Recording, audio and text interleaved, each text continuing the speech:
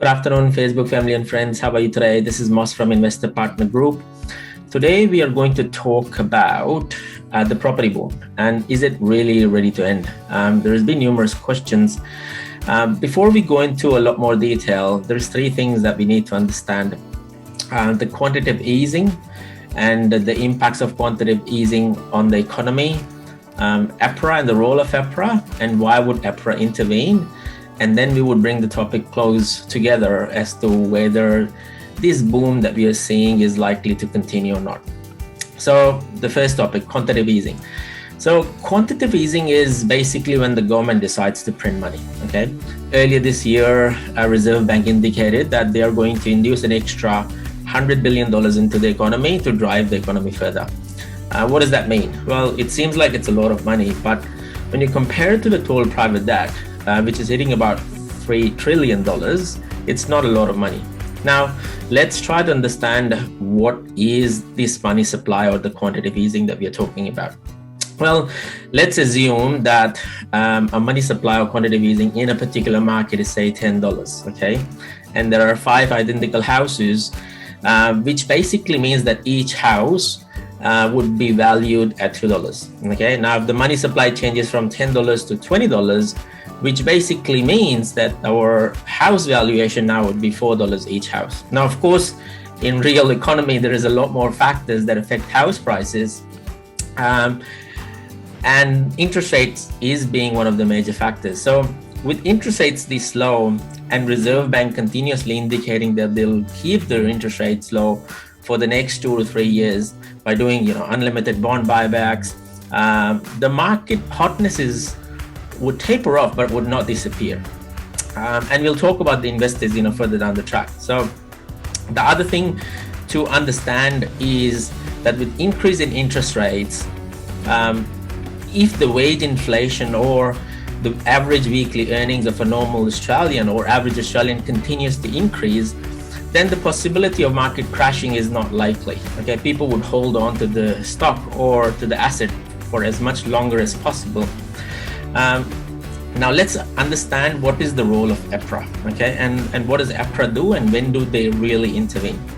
Well, APRA is a governing body, okay, Australian Prudential Regulations Authority, and they regulate the financials market across all of Australia. Now, when does APRA intervene?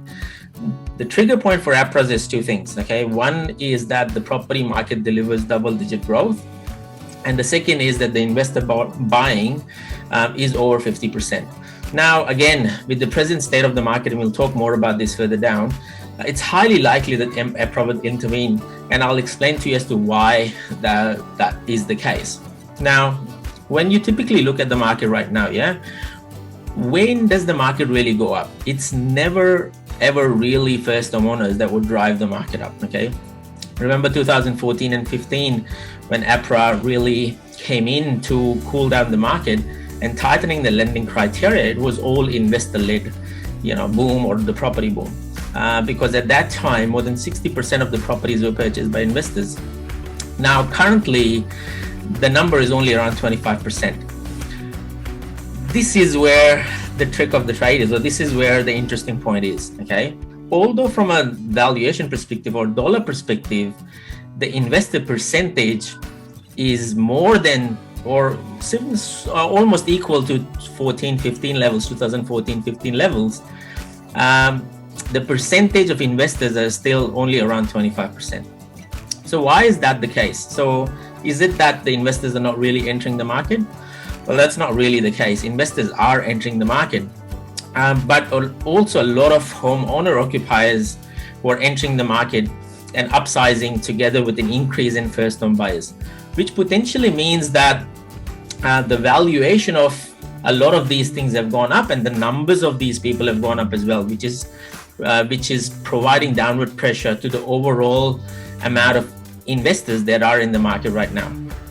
The second thing to also note is that investors have been busy with a lot of other investments, okay? The share market this year has delivered tremendous amount of returns. The government portfolio itself has delivered about 16% net of fees. So that is some awesome news. You know about cryptocurrency and people are actively entering and investing in those things and areas as well. So truly the impact of investor-led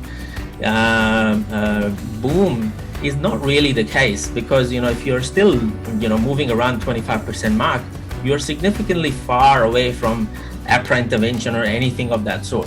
What does that mean? Coming back to the original question, is the property boom ready to end? Like, my personal sort of understanding from the data that I'm looking at, I don't think that it's ready to end. I think it would taper off. I think there would be areas that would still continue to grow, but this is definitely here to stay, at least for the next 2 to 3 years. If you have any questions, feel free to drop in the comments. Feel free to hit like, subscribe. Also feel free to come out and have a conversation with me. You can tell and see I enjoy these sort of conversations.